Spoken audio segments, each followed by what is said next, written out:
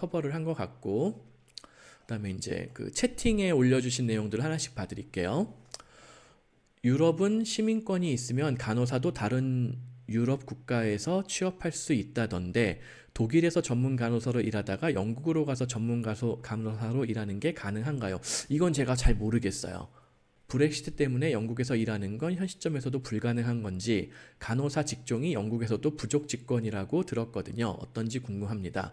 예, 맞아요. 부족 직권이고 부족 직군이고 영국의 간호사가 엄청 부족한데, 근데 영국이 간호사가 독일보다 처우가 좀 안 좋아요. 그래서 굳이 독일에서 전문 간호사를 하던 사람이 영국으로 가서 일을 할 이유가 딱히는 없어요. 그런 단점이 있다는 거 한번 생각해 보시면 좋고, 그다음에 간호사가 예전에는 EU 그 자격을 조금 더 쉽게 인정을 해줬는데 지금은 그 정도는 아니에요. 조금 더 복잡한 절차들을 거쳐야 될 거예요. 그리고 이제 또 독일 간호사의 또 단점이 하나가 있는데, 아우스빌딩 간호사는 이게 학사학위가 없잖아요. 그러니까는 학사학위 이상의 간호사만 인정해주는 나라들에서는 아우스빌딩 간호사가 조금 불리할 수가 있어요. 물론 독일에서 전문 간호사까지 땄다는 얘기는 학사, 석사까지 있기 때문에 문제가 없고요. 그리고 his family 님이 이민 고려하는 친구가 독일 소말리아 출신 마약상인데 독일인 성폭행 사건을 금주에 얘기하던데요. 이게 동독 지역만 그런 건지 난민 대부분은 저런 형태가 일반적이진 않겠지요. 예, 당연히 일반적인 현상은 아니고, 물론 난민 중에도 범죄자가 섞여 있을 수가 있어요. 그리고 일반 독일 백인들 중에서도 범죄자가 있을 수가 있고. 그래서 실제 그 통계들을 보면은 난민 출신들의 범죄자의 비율과 그냥 일반인들의 범죄자의 비율이 거의 비슷하게 나와요.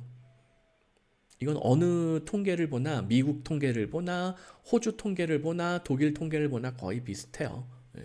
이민을 고려하는 친구가 독일 소말리아 출신 마약상? 그런 경우도, 이런 어마어마한 분하고 왜 교제를 하시면 안 될 것 같은데. 근데 소말리아 사람이 다 이렇게 무슨 마약상이냐, 그거는 아닌데, 제가 옛날에 소말리아 사람을 제 차에 태워준 적도 있고 그래요. 버스비가 없다고 그래가지고 어디서 시골 동네에서 저한테 막 동전 몇 개를 이렇게 달라고 구걸을 하더라고요. 근데 저도 돈이 없었거든요. 차만 있고.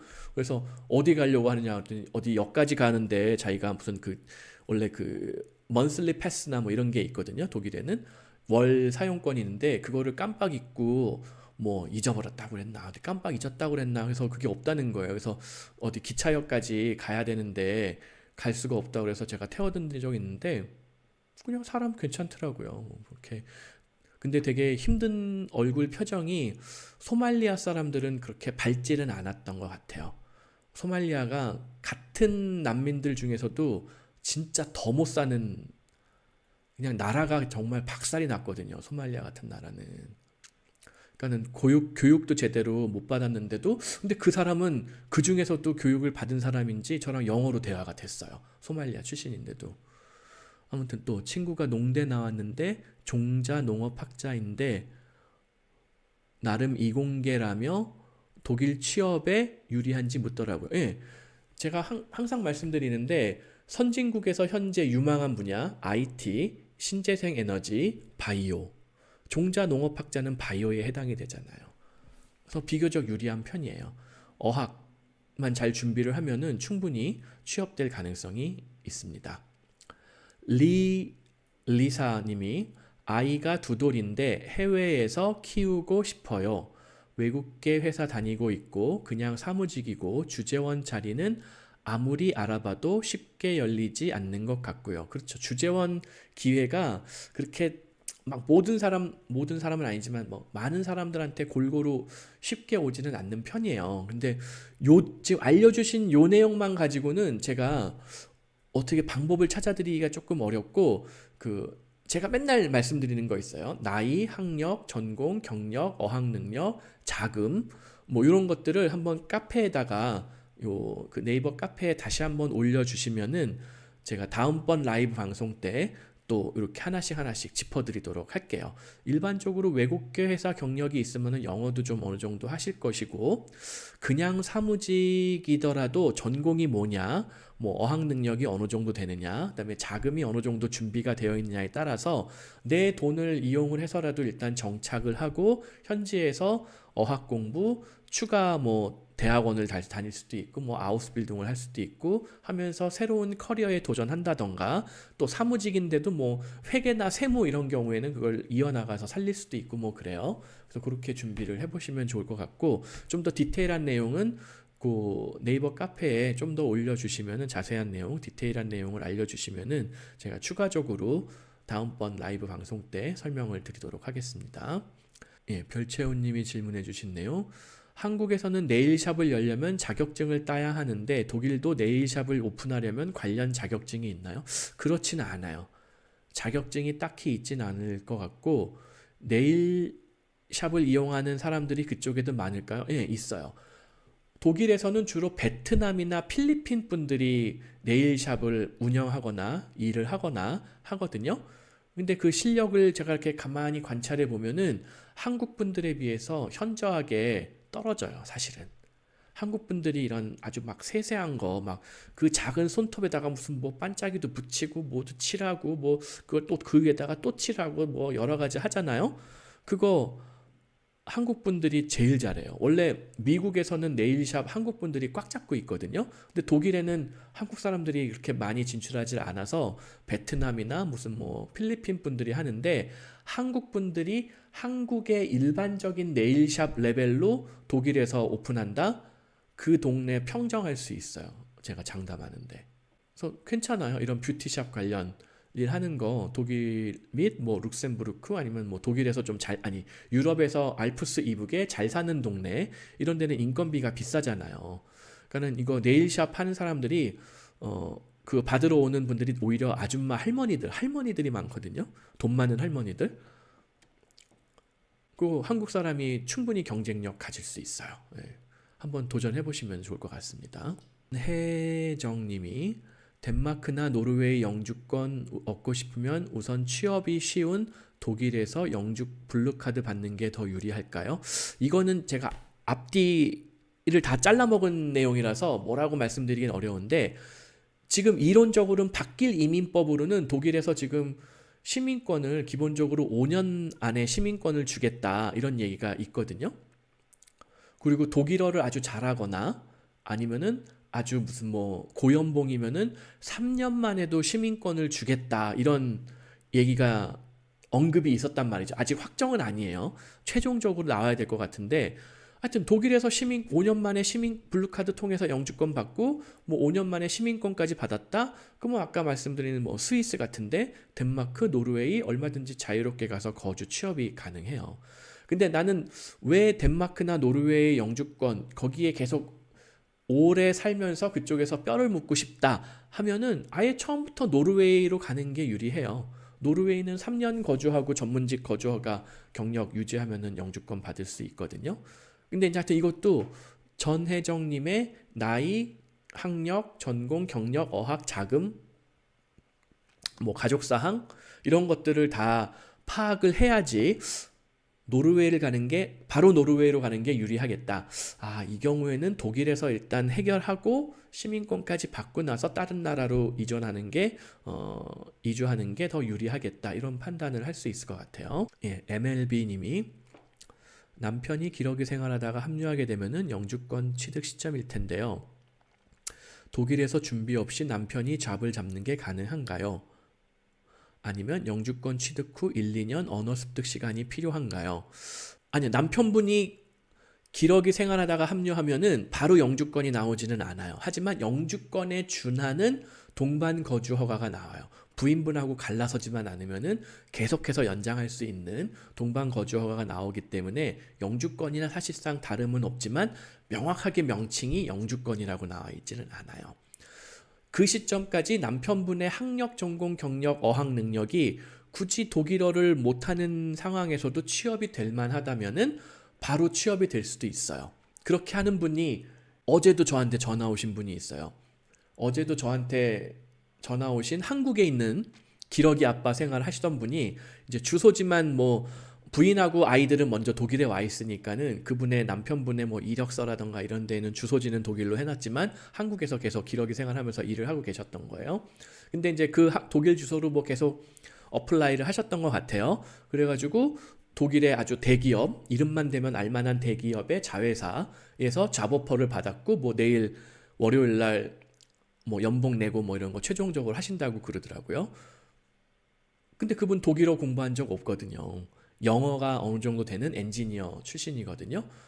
그러니까 그런 분들은 뭐 거주어가도 해결이 쉽고 영어도 되고 이공계니까는 독일어를 못하더라도 채용하겠다라는 고용주가 존재하니까 이런 그 언어 습득 독일어 없이도 바로 취업이 된 거죠. 그러니까 그런 분들도 있고, 근데 이제 한국에서의 경력 자체가 매우 문성하거나 아예 뭐 해외에서 써먹을 수 있을 만한 경력이 아예 아니다. 이런 경우들도 있거든요. 되게 애매한 총무, 무슨 관리직, 뭐 이런 분들은 현실적으로 단기간에는 취업이 어렵죠. 독일어 공부하고 심지어는 뭐 추가적인 어떤 커리어 체인지를 위한 직업 교육, 이런 것까지 더 받아야 될 수도 있으세요. 그리고 박영재님이 엘비님 질문에 더해서 와이프 주신청자로 아이와 입독하고 남편 부신청자로 한국에 남아 영주권 아니라는 거예요. 이게 동시에 영주권을 2.5년 후에 동시에 영주권을 취득하는 것은 아니다. 배우자는 따로 현지의 독일 현지의 그 주민등록 이거를 유지한 다음에 영주권 전환이 되게 되어 있어요. 네, IT 관련 직업 중에서는 뭐 이런 그 IT 개발자 이게 근본적으로 유리하고 뭐 네트워크 담당자라든가 뭐 시스템 어드민 이런 것도 다 유망해요. 근데 뭐 일반적으로는 그 소프트웨어 개발자 무슨 뭐 AI, 빅데이터 이런 쪽에 조금 더 특화된 사람들이 더 연봉이 셌었던 것 같아요. 언어가 어느 정도 최소 B1, B2 B2는 돼야지 나이 45세에 비경력, 비전공 분야 아우스빌딩 진행 가능하다. B2를 목표로 삼으시면 좋을 것 같습니다. 그리고 통뼈 언니가 경영학과 졸업생이 독일로 가서 세무 공무원으로 일하려면 어떤 과정이 필요할까요? 세무 아우스빌딩 도전하시면 돼요. 세무 아우스빌딩도 9급 레벨이 있고 5급 레벨도 있어요. 행정고시 레벨도 있어요. 듀얼 스튜디움 이거 가면은 바로 매니저, 시니어급, 매니저급 뭐 이런 걸로 졸업 후에 취업이 보장이 돼요. 국세청. 영어가 중급이고 독일어가 아예 실력이 없으면은 독일어를 최소 2년은 해야 돼요. 왜냐면은 이제 국세청 공무원은 영어가 중요한 게 아니라 독일어로 모든 거를 업무를 처리를 해야 되니까 독일어를 핵심적으로 해야 되고, 세무 공무원이 아니라 일반적인 회계 CPA, 회계 전문가, 인터내셔널 텍세이션 뭐 이런 쪽으로 나는 특화하겠다. 세무 공무원이 아니라 그러면은 영어로 공부하고 영어로 수업하는 텍세이션 석사과정 가는 것도 고연봉 취업에는 충분히 승산이 있어요. 뭐 그냥 뭐 회계사 자격증은 미국 회계사 자격증 추가적으로 하나 취득하고 뭐 인터내셔널 텍세이션으로 뭐 석사과정 독일에서 했다. 그러면은 그것도 다 일반적인 다국적 기업의 전문 회계사 전문직으로 충분히 취업이 돼요. 다만 공무원 취업은 좀 어렵고. 그래서 공무원을 목표로 한다라고 하면은 독일어를 해야 되고, 공무원이 아니라 나는 그냥 회계 업무 일반 전반에 대해서 다국적 기업의 커리어를 추구하겠다. 그러면은 영어로 해도 괜찮아요. 물론 영어 중상급 이상의 독일어 한 중급 정도 하면은 더 유리해지죠. 그다음에 미복덕님, 건축 설계사, 한국 건축사는 독일에서 취업이 가능한가요? 나이가 많아요. 독일어가 돼야 돼요. 독일어가 되면은 취업이 돼요. 최소 B2 이상. 그리고 건축 설계사는 영어로 업무하는 경우들 제가 못 본 것 같아요. 되게 독일어로 사람을 꼭 뽑더라고요.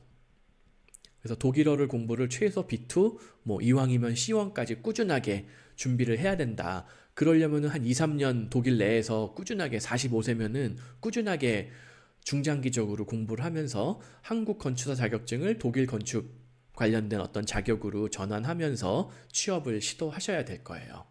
네, 간호사의 반 이상은 공무원이에요, 독일에서. 간호사, 이런 종합병원 간호사의 반 이상은 공무원이다.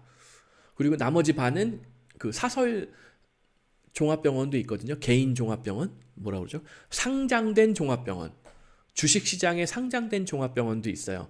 그러니까는 독일은 의료가 모두 다 뭐 공공의료다 이렇게 잘못 알려져 있는데 아니라는 거예요. 반 정도의 종합병원이 상장 회사예요. 연봉 세겠죠, 당연히. 한국은 의료기관이, 모든 의료기관은 근본적으로 비영리 기관이어야 되거든요. 독일은 영리 종합병원, 상장병원도 있다. 그 병원들도 동일하게 독일 공보험 다 처리해준다. 그리고 우진님이 독일은 보통 몇 세까지 일하나요? 뭐 독일 현지인들은 대개 한 58세, 60세까지 일하면은 40년이 채워지거든요. 40년 채워지면은 그냥 은퇴해요. 그때부터 바로 일찌감치 연금을 수령할 수 있는 그런 경우들도 가끔 있거든요. 그래서 40세면은, 아니, 58세? 하여튼 40년 채워지면은 통상 은퇴를 하는 게 일반적이다. 근데 40년을 못 채웠으면은 65세, 67세까지 일하는 경우들도, 이민자들, 그런 경우에는 여전히 괜찮아요. 지금 중장기적으로 67세까지 은퇴 연령을 늦춘다라고 되어 있거든요. 그러니까 그때까지 40년을 못 채웠으면은 65세, 67세까지 일을 해도 되고, 근데 내가 60세가 넘어가지고 잡을 새로 못 구해가지고 실직 상태다. 그러면 67세까지 실업보험을 주는 거예요. 은퇴 연령을 늦춘다라는 얘기가 실업보험을 그때까지 주겠다라는 의미예요. 재밌지만 아무튼, 그러니까 시민수당, 비르거겔트. 예.